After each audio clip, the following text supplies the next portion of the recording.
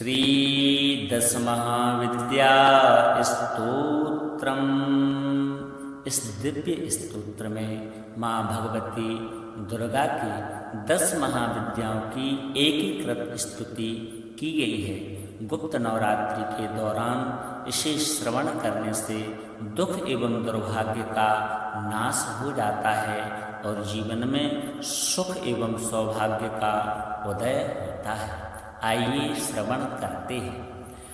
नमस्ते चंडिके चंडी चंडमुंड विनाशिनी, नमस्ते कालिके काल महाभय विनाशिनी, शिवे रक्ष जगद्धात्री प्रसीद हरिवल्लभे, प्रणमामि जगद्धात्री जगत्पालनकारिणी, जगत्क्षोभकरीं विद्यां जगत्सृष्टि विधायिनी, करालां विकटाघोरां मुण्डमाला विभूषितां, हरार्चितां हराराध्यां नमामि हरवल्लभां, गौरीं गुरुप्रियां गौरवर्णालङ्कारभूषितां, हरिप्रियां महामाया नमामि ब्रह्मपूजितां,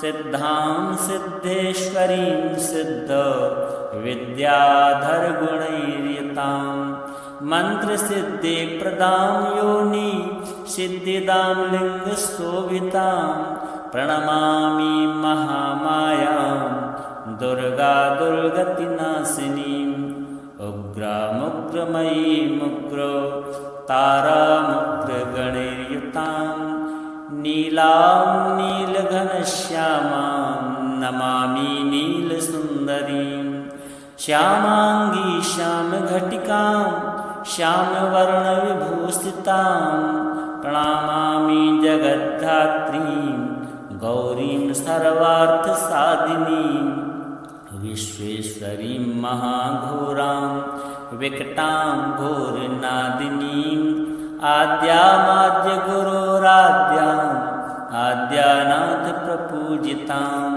श्रीदुर्गां धनदामन्नं पूर्णां पद्मां सुरेश्वरीं, प्रणमामि जगद्धात्रीं चन्द्रशेखरवल्लभां, त्रिपुरासुन्दरीं वलागणभूषितां, शिवदूतीं शिवाराध्यां शिवधेयां सनातनीं, सुन्दरीं तारिणीं सर्वशिवागणविभूषितां, नारायणीं विष्णुपूज्यां ब्रह्मविष्णुहरप्रियां, सर्वसिद्धिप्रदां नित्यां नित्यगणवर्जितां, सगुणां निर्गुणां ध्येयां अर्चितां सर्वसिद्धिदां, विद्यां सिद्धिप्रदां विद्यां महाविद्या महेश्वरीं,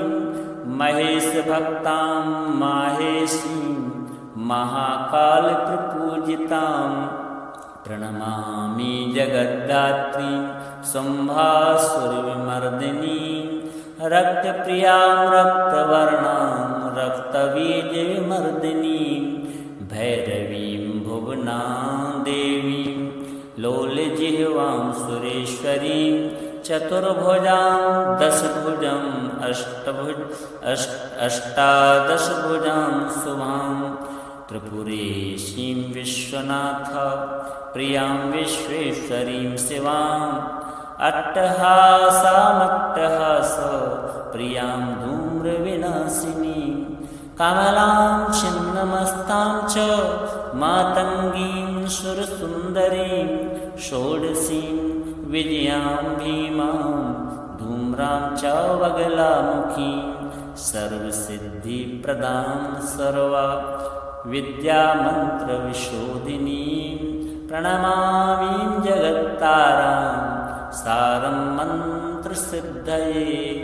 इत्येवं वावरारोहे स्तोत्रं सिद्धिकरं प्रियं, पठित्वा मोक्षमाप्नोति सत्यं वै गिरिनन्दिनी कुजवारे चतुर्दश्याम् अमायां जीववासरे शुक्रे निशिगते स्तोत्रं पठित्वा मोक्षमाप्नुयात् त्रिपक्षे मन्त्रसिद्धिः स्यात् स्तोत्रपाठाद्धिशङ्करे चतुर्दश्यां निशाभागे शनि भौमदिने तथा निशामुखे पठेत् स्तोत्रं मन्त्रसिद्धिमवाप्नुयात् केवलं स्तोत्रपाठाद्धि मन्त्रसिद्धिर्नुत्तमा जागर्ति सततं चण्डी स्तोत्रपाठात् भुजङ्गिनी नमस्ते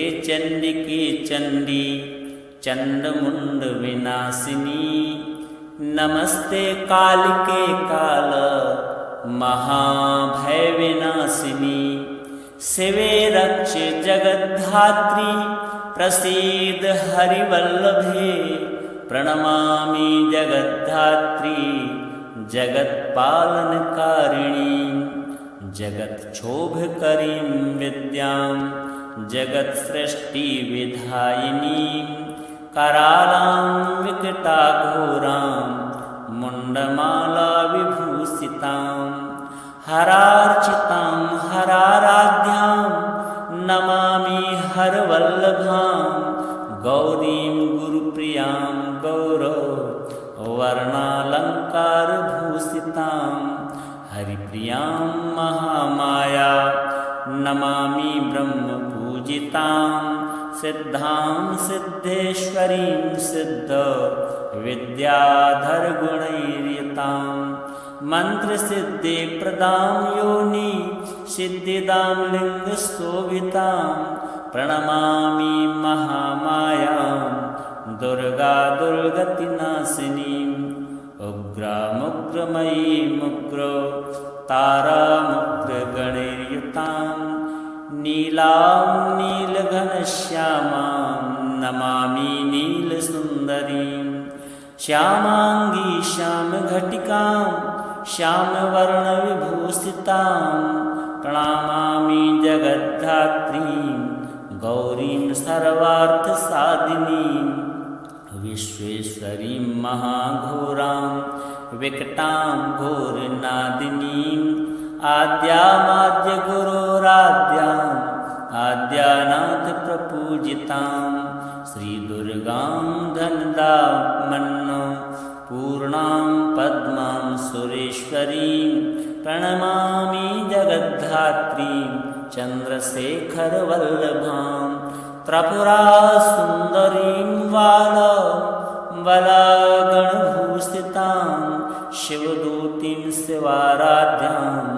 शिवधेयां सनातनीं सुन्दरीं तारिणीं सर्वशिवागणविभूषितां नारायणीं विष्णुपूज्यां ब्रह्मविष्णुहरप्रियां सर्वसिद्धिप्रदां नित्यां नित्यगणवर्जितां सगुणां निर्गुणां ध्येयाम् अर्चितां सर्वसिद्धिदां विद्यां सिद्धिप्रदां विद्यां महाविद्या महेश्वरीं महेशभक्तां माहेशीं महाकालप्रपूजितां प्रणमामि जगद्धात्रीं शुम्भासुरविमर्दिनीं रक्तप्रियां रक्तवर्णां रक्तबीजविमर्दिनीं भैरवीं भुवनां देवीं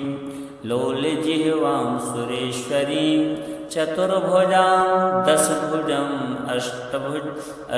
अष्टादशभुजां शुभां त्रिपुरेशीं विश्वनाथ प्रियां विश्वेश्वरीं शिवाम् अट्टहासामट्टहास प्रियां धूम्रविनाशिनीं कमलां छिन्नमस्तां च मातङ्गीं सुरसुन्दरीं षोडशीं विजयां भीमां धूम्रां च वगलामुखीं सर्वसिद्धिप्रदां विद्यामन्त्रविशोधिनीं प्रणमामि जगत्तारां सारं मन्त्रसिद्धये। इत्येवं वावरारोहे स्तोत्रं सिद्धिकरं प्रियं पठित्वा मोक्षमाप्नोति सत्यं वै गिरिनन्दिनी। कुजवारे चतुर्दश्याम् अमायां जीववासरे शुक्रे निशिगते स्तोत्रं पठित्वा मोक्षमाप्नुयात्। त्रिपक्षे मन्त्रसिद्धिः स्यात् स्तोत्रपाठाद्धिसङ्करे चतुर्दश्यां निशाभागे शनिभौमदिने तथा निशामुखे पठेत् स्तोत्रं मन्त्रसिद्धिमवाप्नुयात्। केवलं स्तोत्रपाठाद्धि मन्त्रसिद्धिर्नुत्तमा। जागर्ति सततं चण्डी स्तोत्रपाठात् भुजङ्गिनी। नमस्ते चण्डिके चण्डी चण्डमुण्डविनाशिनी। नमस्ते कालिके काल महाभयविनाशिनी। शिवे रक्षे जगद्धात्री प्रसीद हरिवल्लभे।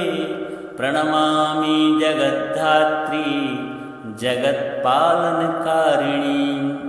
जगत्क्षोभकरीं विद्यां जगत्सृष्टिविधायिनीं करालां विकटाघोरां मुण्डमालाविभूषितां हरार्चितां हराराध्यां नमामि हरवल्लभां।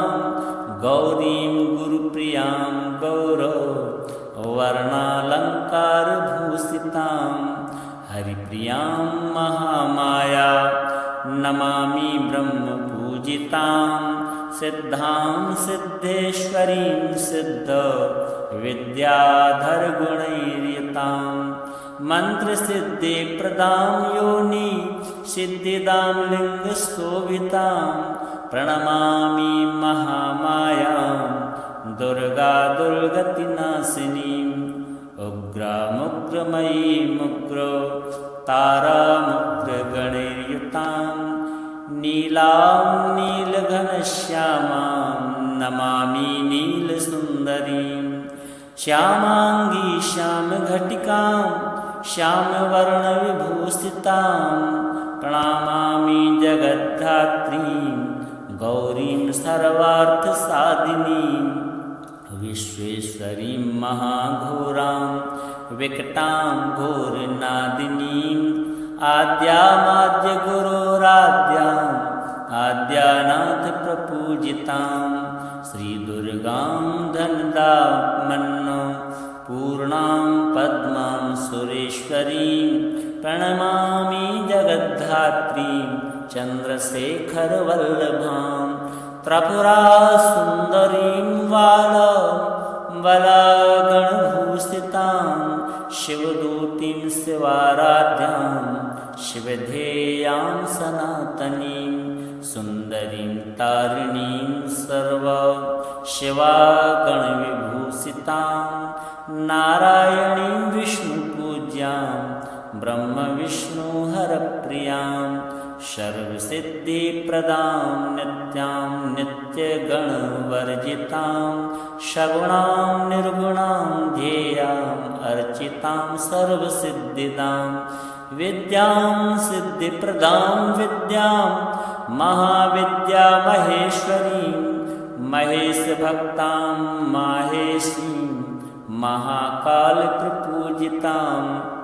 प्रणमामि जगद्धात्रीं शुम्भासुरविमर्दिनीं रक्तप्रियां रक्तवर्णां रक्तबीजविमर्दिनीं भैरवीं भुवनां देवीं लोलजिह्वां सुरेश्वरीं चतुर्भुजां दशभुजम्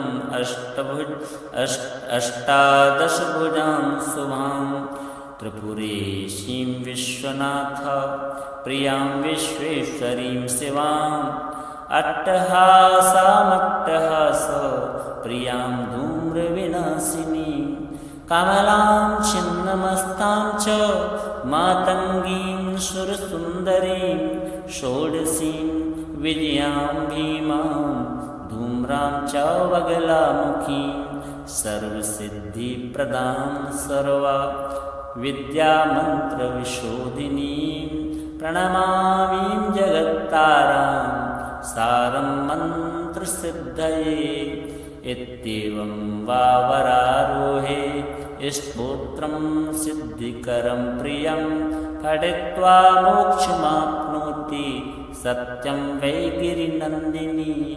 कुजवारे चतुर्दश्याम् अमायां जीववासरे शुक्रे निशिगते स्तोत्रं पठित्वा मोक्षमाप्नुयात्। त्रिपक्षे मन्त्रसिद्धिः स्यात् स्तोत्रपाठाद्धिशङ्करे चतुर्दश्यां निशाभागे शनि भौमदिने तथा निशामुखे पठेत् स्तोत्रं मन्त्रसिद्धिमवाप्नुयात्। केवलं स्तोत्रपाठाद्धि मन्त्रसिद्धिर्नुत्तमा। जागर्ति सततं चण्डी स्तोत्रपाठात् भुजङ्गिनी। नमस्ते चण्डिके चण्डी चण्डमुण्डविनाशिनी। नमस्ते कालिके काल महाभयविनाशिनी। शिवे रक्षे जगद्धात्री प्रसीद हरिवल्लभे। प्रणमामि जगद्धात्री जगत्पालनकारिणी। जगत्क्षोभकरीं विद्यां जगत्सृष्टिविधायिनीं करालां विकटाघोरां मुण्डमालाविभूषितां हरार्चितां हराराध्यां नमामि हरवल्लभां। गौरीं गुरुप्रियां गौरवर्णालङ्कारभूषितां हरिप्रियां महामाया नमामि ब्रह्मपूजितां। सिद्धां सिद्धेश्वरीं सिद्धविद्याधरगुणैर्युतां मन्त्रसिद्धिप्रदां योनि सिद्धिदां लिङ्गशोभितां।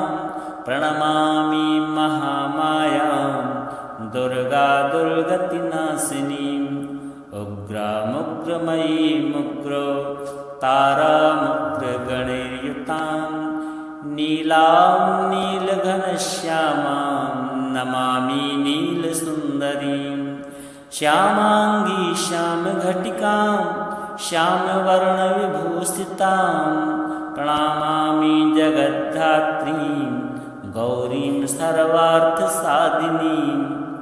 विश्वेश्वरीं महाघोरां विकटां घोरनादिनीम् आद्यामाद्यगुरोराद्याम् आद्यानाथप्रपूजितां श्रीदुर्गां धनदामन्नो पूर्णां पद्मां सुरेश्वरीं प्रणमामि जगद्धात्रीं चन्द्रशेखरवल्लभां।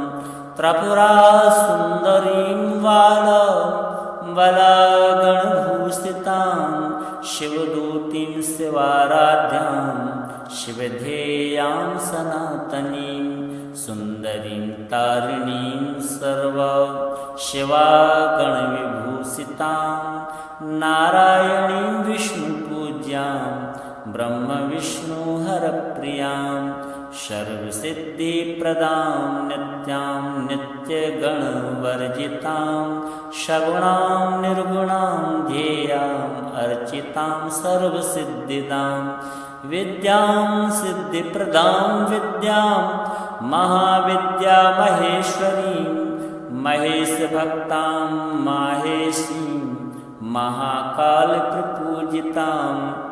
प्रणमामि जगद्धात्रीं शुम्भासुरविमर्दिनीं रक्तप्रियां रक्तवर्णां रक्तबीजविमर्दिनीं भैरवीं भुवनां देवीं लोलजिह्वां सुरेश्वरीं चतुर्भुजां दशभुजं अष्टादशभुजां शुभां त्रिपुरेशीं विश्वनाथ प्रियां विश्वेश्वरीं शिवाम् अट्टहासामट्टहास प्रियां धूम्रविनाशिनीं कमलां छिन्नमस्तां च मातङ्गीं सुरसुन्दरीं षोडशीं विजयां भीमां धूम्रां च वगलामुखीं सर्वसिद्धिप्रदां सर्वा विद्यामन्त्रविशोधिनीं प्रणमामि जगत्तारां सारं मन्त्रसिद्धये इत्येवं वावरारोहे स्तोत्रं सिद्धिकरं प्रियं पठित्वा मोक्षमाप्नोति सत्यं वै गिरिनन्दिनी कुजवारे चतुर्दश्याम्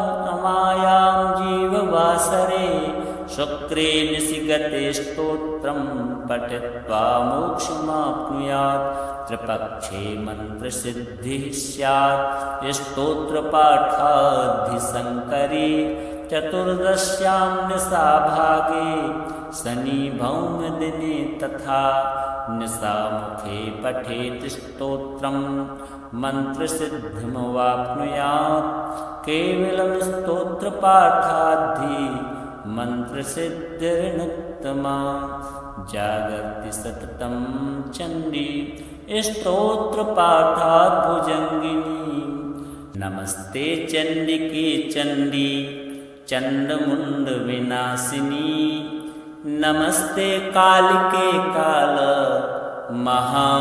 महाभयविनाशिनी शिवे रक्षे जगद्धात्री प्रसीद हरिवल्लभे प्रणमामि जगद्धात्री जगत्पालनकारिणी जगत्क्षोभकरीं विद्यां जगत्सृष्टिविधायिनीं करालां विकटाघोरां मुण्डमालाविभूषितां हरार्चितां हराराध्यां नमामि हरवल्लभां गौरीं गुरुप्रियां गौरवर्णालङ्कारभूषितां हरिप्रियां महामाया नमामि ब्रह्मपूजितां सिद्धां सिद्धेश्वरीं सिद्धविद्याधरगुणैर्युतां मन्त्रसिद्धिप्रदां योनि सिद्धिदां लिङ्गशोभितां प्रणमामि महामायां दुर्गा दुर्गतिनाशिनीम् उग्रामुग्रमयीमुग्र तारामुग्रगणैर्युतां नीलां नीलघनश्यामां नमामि नीलसुन्दरीं श्यामाङ्गी श्यामघटिकां श्यामवर्णविभूषितां प्रणमामि जगद्धात्रीं गौरीं सर्वार्थसाधिनीं विश्वेश्वरीं महाघोरां विकटां घोरनादिनीम् आद्यामाद्यगुरोराद्याम् आद्यानाथप्रपूजितां श्रीदुर्गां धनदामन्नो पूर्णां पद्मां सुरेश्वरीं प्रणमामि जगद्धात्रीं चन्द्रशेखरवल्लभां त्रिपुरासुन्दरीं वलागणभूषितां शिवदूतीं शिवाराध्यां शिवधेयां सनातनीं सुन्दरीं तारिणीं सर्वशिवागणविभूषितां नारायणीं विष्णुपूज्यां ब्रह्मविष्णुहरप्रियां सर्वसिद्धिप्रदां नित्यां नित्यगणवर्जितां सगुणां निर्गुणां ध्येयाम् अर्चितां सर्वसिद्धिदां विद्यां सिद्धिप्रदां विद्यां महाविद्यामहेश्वरीं महेशभक्तां माहेशीं महाकालप्रपूजितां प्रणमामि जगद्धात्रीं शुम्भासुरविमर्दिनीं रक्तप्रियां रक्तवर्णां रक्तबीजविमर्दिनीं भैरवीं भुवनां देवीं लोलजिह्वां सुरेश्वरीं चतुर्भुजां दशभुजम्